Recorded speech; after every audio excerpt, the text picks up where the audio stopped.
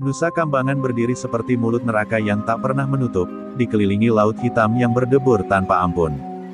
Dinding-dinding penjara lembab, berlumut, dan penuh teriakan yang telah lama kehilangan harapan. Disinilah manusia-manusia yang dilupakan dunia dikurung, menunggu usia atau kematian. Di antara ratusan napi, satu nama selalu disebut dengan bisik ketakutan, Broto. Broto bukan sekadar narapidana, ia adalah bayangan yang berjalan di lorong penjara, pemilik tatapan dingin yang mampu membuat penjaga menunduk tanpa perlawanan. Tubuhnya penuh bekas luka, setiap guratan adalah cerita darah dan pengkhianatan di masa lalu. Di balik jeruji besi, Broto masih memimpin, mengatur, menghukum, dan menentukan siapa yang pantas hidup nyaman dan siapa yang pantas menderita. Di sel terpisah, 9 napi lain perlahan disatukan oleh Broto. Mereka adalah potongan-potongan kekejaman, pembunuh yang tak pernah menyesal, penyelundup laut yang kejam, algojo bayaran, dan preman jalanan yang tumbuh dari lumpur kekerasan. Tak ada persahabatan di antara mereka, hanya kesamaan nasib dan rasa takut pada satu sosok Broto. Setiap malam, saat lampu lorong meredup dan penjaga lengah, Broto berbicara dengan suara rendah namun penuh perintah. Ia menanamkan racun harapan, kebebasan. Nusa Kambangan bukan akhir, bisiknya, membuat mata-mata putus asa kembali menyala. Kata-katanya menusuk lebih tajam dari pisau, membuat mereka lupa bahwa laut di luar sana lebih kejam daripada penjara. Penjara itu sendiri seolah mendengar rencana Broto. Angin malam membawa bau garam laut ke balik tembok, seperti panggilan kematian. Setiap langkah kaki terdengar lebih berat, setiap rantai bergerak seperti peringatan. Namun Broto justru tersenyum, senyum tipis yang hanya muncul saat ia merasa akan menang. Sementara napi lain berdoa agar hari berlalu tanpa siksaan, Broto justru menghitung waktu. Ia mengamati pola penjaga, perubahan jadwal, dan celah sekecil apapun. Dalam pikirannya, penjara ini sudah runtuh berkali-kali. Yang tersisa hanyalah eksekusi, dan itu soal waktu. Ke-9 orang itu mulai percaya bahwa mereka dipilih, bukan secara kebetulan, melainkan untuk menjadi alat. Alat kebebasan, atau alat kematian. Tak satu pun berani menolak, karena menolak Broto sama artinya menandatangani surat kematian sendiri di dalam tembok ini. Di malam paling sunyi, Broto berdiri menatap jeruji selnya, mendengarkan ombak menghantam karang dari kejauhan. Laut akan membuka jalan, gumamnya pelan. Sejak detik itu, Nusa Kambangan bukan lagi penjara bagi mereka, melainkan titik awal lahirnya teror yang kelak dikenal dunia sebagai hantu laut. Jika kamu mau, aku bisa langsung melanjutkan ke bab 2 komplotan berdarah dengan gaya yang lebih sadis dan penuh konflik antar karakter. Setelah malam sunyi itu, nama Broto semakin menggema di lorong-lorong Nusa Kambangan. Para napi tak lagi berani menatap matanya terlalu lama. Ia mulai menggerakkan bidak-bidaknya, satu persatu, memanggil mereka bukan dengan suara keras, melainkan dengan pesan tak tertulis, siapapun yang dipanggil Broto, tak pernah kembali dengan hati yang sama. Yang pertama adalah Jangkar, mantan algojo pelabuhan bertubuh besar dengan leher penuh tato jerat. Tangannya gemetar bukan karena takut, melainkan karena rindu darah. Lalu Sabit, pembunuh bayaran yang selalu tersenyum saat orang lain menjerit.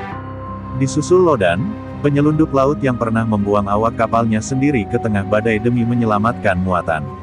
Ada pula Bayu Hitam, preman jalanan yang membunuh ayahnya sendiri demi uang judi, dan Kutil, penikam sunyi yang tak pernah meninggalkan saksi. 4 lainnya tak kalah kejam, manusia-manusia yang telah kehilangan nama baik, diganti oleh reputasi berdarah. Ke-9 orang itu dikumpulkan Broto bukan karena kebetulan, melainkan karena satu kesamaan, mereka tak punya apapun untuk diselamatkan. Di ruang sempit yang bau keringat dan karat, Broto menatap mereka satu persatu. Tak ada pidato panjang, hanya tatapan yang membuat tulang belakang terasa dingin. Kalian hidup karena aku izinkan, ucapnya datar. Kalimat itu lebih mematikan dari ancaman. Tak satu pun membantah. Namun di balik kesunyian, api kebencian mulai menyala. Beberapa dari mereka ingin merebut kendali, mengira Broto hanyalah lelaki tua dengan masa lalu. Tapi setiap percobaan kecil, tatapan menantang, bisikan konspirasi, selalu berakhir dengan satu pelajaran pahit.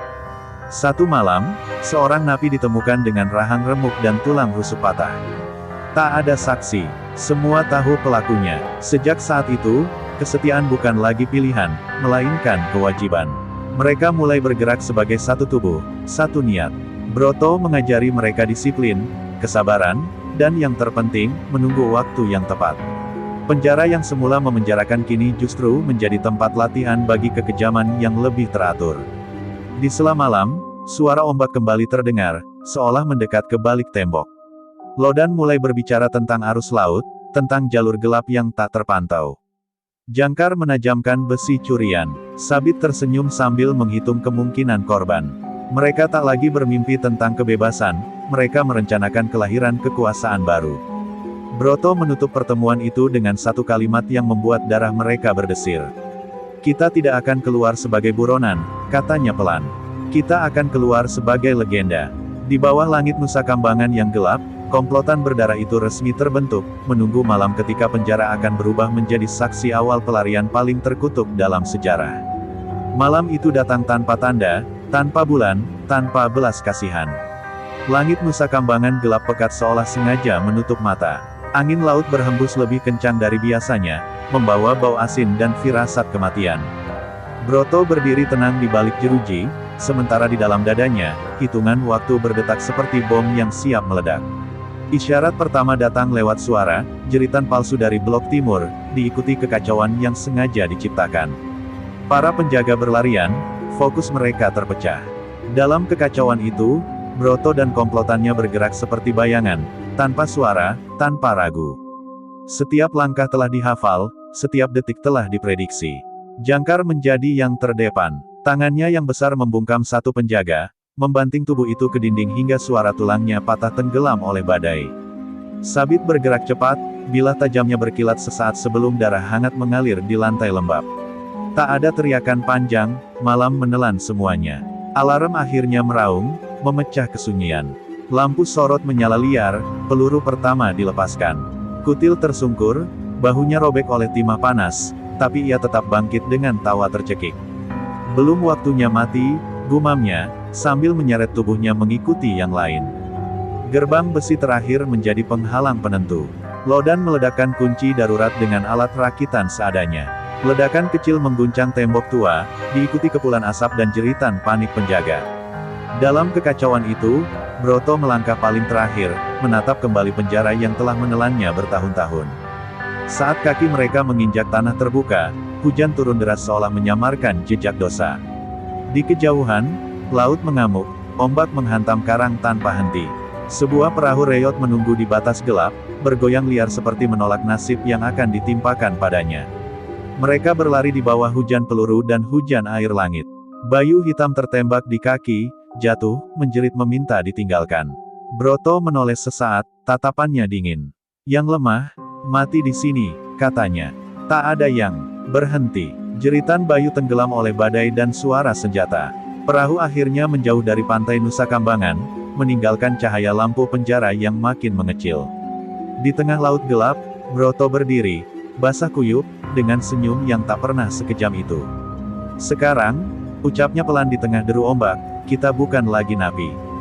Di balik mereka, penjara meraung, dan di depan, laut menunggu dengan tangan terbuka. Perahu reyot itu terombang-ambing seperti daun kering di tengah amukan laut selatan.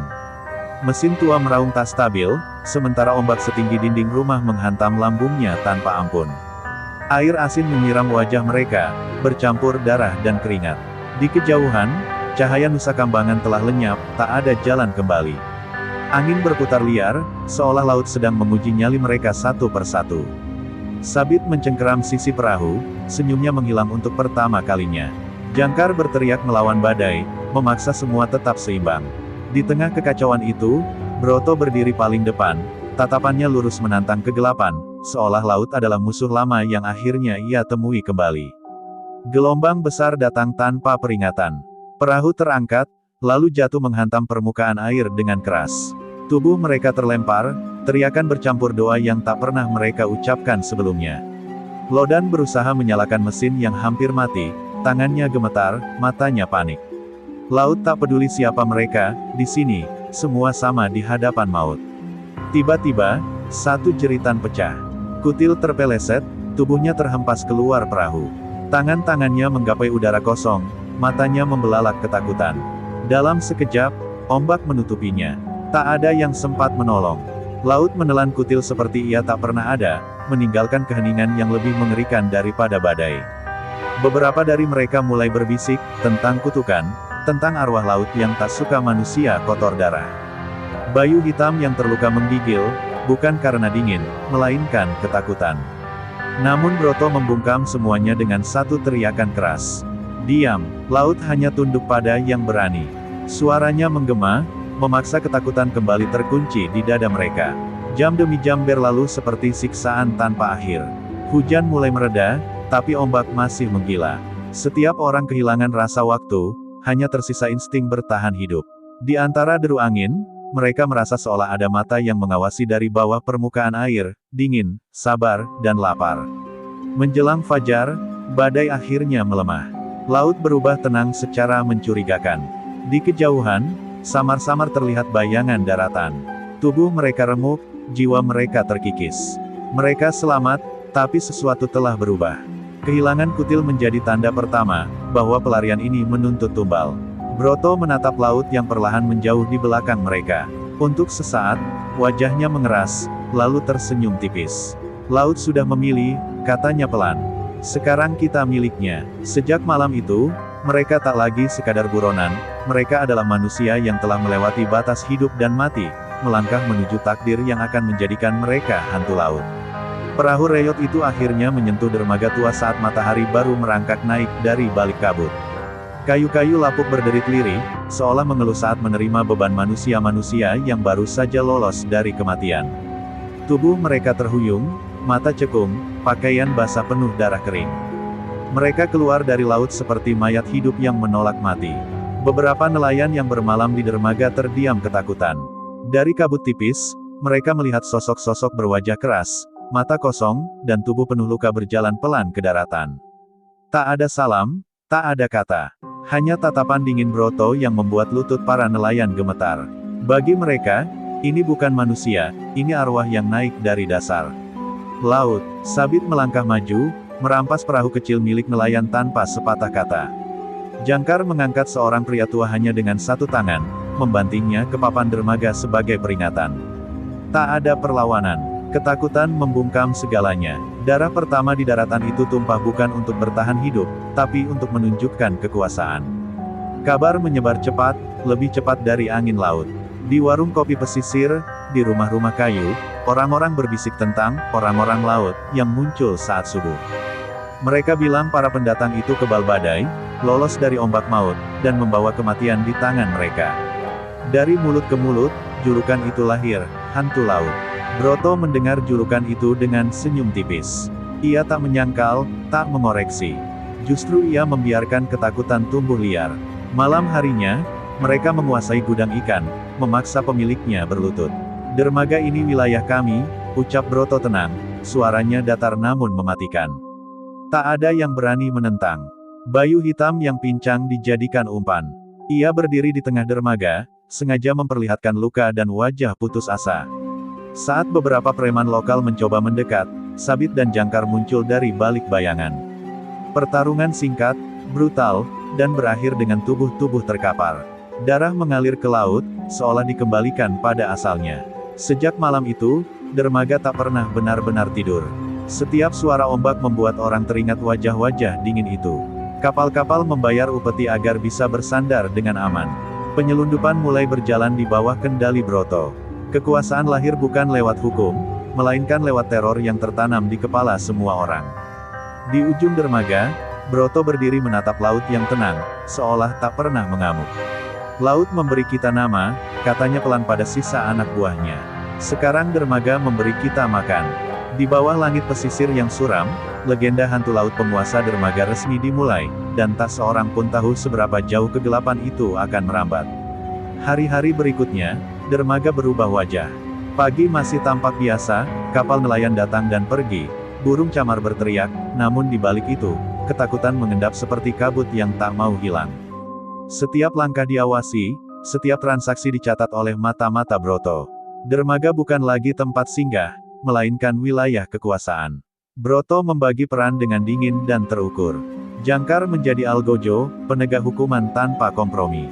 Sabit mengurus peringatan, memastikan cerita tentang hantu laut terus hidup dari luka ke luka. Lodan membuka jalur penyelundupan, memanfaatkan arus gelap dan pelabuhan tikus. Mereka bergerak rapi, seolah telah lama memerintah bersama. Upeti mulai mengalir, ikan, uang, solar, bahkan manusia. Kapal yang menolak akan tersesat di malam berkabut. Muatannya raib, awaknya kembali dengan tubuh gemetar, jika kembali. Para nelayan memilih tunduk. Mereka lebih takut pada bayangan di dermaga daripada badai di laut. Namun kekuasaan selalu memanggil ujian. Preman-preman lokal mencoba mengusik, mengira Broto hanya tamu yang akan pergi. Malam itu, Jangkar menggelar pelajaran. 2 orang diseret ke tepi dermaga, diterangi lampu redup. Tak ada teriakan panjang, hanya suara tulang bertemu kayu dan air laut yang menerima tubuh tanpa protes. Kabar itu menyebar seperti api. Tak ada lagi yang berani menguji. Bahkan aparat setempat memilih memalingkan muka, menerima amplop tebal agar malam tetap sunyi. Broto tahu, uang membeli waktu. Waktu untuk menanam akar lebih dalam, mengikat dermaga hingga berdenyut mengikuti perintahnya. Bayu hitam yang pincang merasa terbuang. Ia melihat kekuasaan tumbuh, tapi lukanya menjadikannya beban. Rasa iri merayap, bisikan kecil tentang balas jasa dan kesempatan kedua mulai mengganggu pikirannya. Di sudut gelap, ia mendengar orang-orang menyebut nama Broto dengan doa dan kutukan sekaligus. Di sisi lain, Broto mulai berubah. Ia jarang tidur, sering menatap laut terlalu lama. Setiap malam, ombak seakan memanggil namanya. Kutil yang hilang di laut menghantui mimpi, wajahnya muncul di sela kabut. Broto menepisnya, pemimpin tak boleh goyah. Saat matahari tenggelam di balik dermaga yang kini tunduk, Broto berdiri di atas gudang ikan, memandang wilayahnya. Kerajaan ini belum selesai, katanya pelan. Di bawahnya, hantu laut bergerak, memperluas cengkeraman. Dan jauh di balik cakrawala, badai lain sedang mengumpulkan tenaga, siap merobek kekuasaan yang dibangun dari darah. Kerajaan gelap itu tampak kokoh dari luar, namun di dalamnya mulai berderak. Uang mengalir deras, kuasa membesar, dan bersama itu, keserakahan ikut tumbuh. Bisik-bisik kecil terdengar di sudut gudang, di antara asap rokok dan bau ikan busuk. Nama Broto masih ditakuti, tapi tak lagi disucikan. Bayu hitam menjadi pusat kegelisahan itu. Kakinya yang pincang membuatnya tak lagi dilibatkan dalam urusan penting. Ia merasa dipakai lalu dibuang. Setiap malam, ia duduk sendiri di ujung dermaga, menatap laut dengan mata penuh amarah. Dalam hatinya, satu pikiran berulang, kerajaan ini juga bisa berdiri tanpa Broto. Sabit mulai mencium bau pengkhianatan. Senyumnya yang biasa dingin kini lebih sering menghilang. Ia memperhatikan Bayu terlalu sering menghilang, terlalu sering berbicara pelan dengan orang-orang luar. Jangkar pun merasakan hal yang sama, insting algojonya bergetar, seperti sebelum menumpahkan darah. Di tengah malam berkabut, Broto memanggil mereka semua. Suaranya tetap tenang, tapi matanya tajam seperti pisau. Kesetiaan adalah satu-satunya mata uang di sini, ucapnya. Kalimat itu menggantung berat di udara. Tak ada yang berani menatap lama-lama, kecuali Bayu, yang menunduk terlalu cepat. Beberapa hari kemudian, sebuah kapal hampir tertangkap patroli laut. Jalur rahasia yang hanya diketahui segelintir orang bocor. Lodan panik, Sabit murka. Semua mata akhirnya mengarah pada Bayu. Tapi Broto belum bertindak. Ia memilih menunggu, karena pengkhianat selalu mengungkapkan diri sendiri. Malam berikutnya, Bayu menghilang. Bersamaan dengan itu, 2 orang anak buah tak kembali dari pengantaran barang. Darah ditemukan di tepi dermaga, bercampur air laut. Jangkar mengepalkan tangan, tulangnya berderak.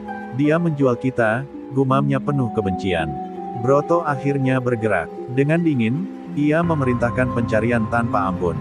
Dermaga berubah menjadi perangkap. Saat Bayu tertangkap, hujan turun deras seperti malam pelarian mereka dulu. Bayu menangis, berteriak soal keadilan, soal bagiannya yang dirampas. Broto hanya menatapnya tanpa emosi. Di hadapan laut, Broto memberi pilihan terakhir. Tak ada kata maaf, tak ada pengampunan. Bayu diseret ke tepi, jeritannya tenggelam oleh ombak. Saat tubuhnya jatuh dan menghilang ke kegelapan air, Broto berbisik pelan, kerajaan ini dibangun dengan darah. Dan darah pula yang menjaganya. Namun sejak malam itu, tak satu pun dari mereka benar-benar merasa aman, karena retakan telah muncul, dan laut tak pernah lupa.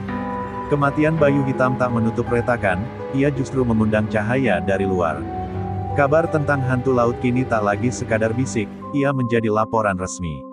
Patroli laut meningkat, kapal-kapal asing berhenti singgah, dan lampu sorot mulai menyapu perairan setiap malam. Kerajaan gelap dermaga merasakan napas pemburu di tengkuknya. Broto membaca tanda-tanda itu dengan dingin. Ia memerintahkan pemindahan jalur, memecah kelompok, dan menyebar kabut informasi palsu. Lodan memutar arus penyelundupan, Sabit menyiapkan umpan, kapal kecil dengan muatan sengaja bocor. Jangkar menunggu di bayangan, seperti kapak yang belum diayunkan. Malam itu, kabut turun tebal, sirene memecah sunyi, cahaya biru merah menari di permukaan air. Kejar-kejaran pecah di laut terbuka. Mesin meraung, ombak memukul lambung kapal seperti palu. Peluru menghantam air, menciptakan bunga-bunga putih yang segera ditelan gelap. Sabit tersenyum saat umpan berhasil. Ia memancing satu kapal patroli menjauh, lalu menghilang ke lorong-lorong gelap arus. Namun laut tak sepenuhnya berpihak. Sebuah gelombang besar menghantam mendadak, membuat kapal mereka oleng. Satu anak buah terlempar, jeritannya putus saat air menutup mulutnya. Di sisi lain, Jangkar berhadapan langsung dengan pemburu. Kapal kecilnya terpojok. Ia memilih mendekat, bukan kabur. Tabrakan terjadi, kayu bertemu besi. Dalam jarak sedekat napas, Jangkar meloncat, tangannya bekerja cepat. Teriakan dan darah bercampur air asin, lalu sunyi kembali menyelimuti. Namun perburuan tak berhenti. Aparat menutup jalur darat, menyisir dermaga. Lodan tertangkap hidup-hidup saat mencoba menyeberang lewat kanal sempit. Wajahnya pucat, matanya kosong. Di ruang interogasi berbau karat, ia menatap meja lama sekali, lalu mulai bicara.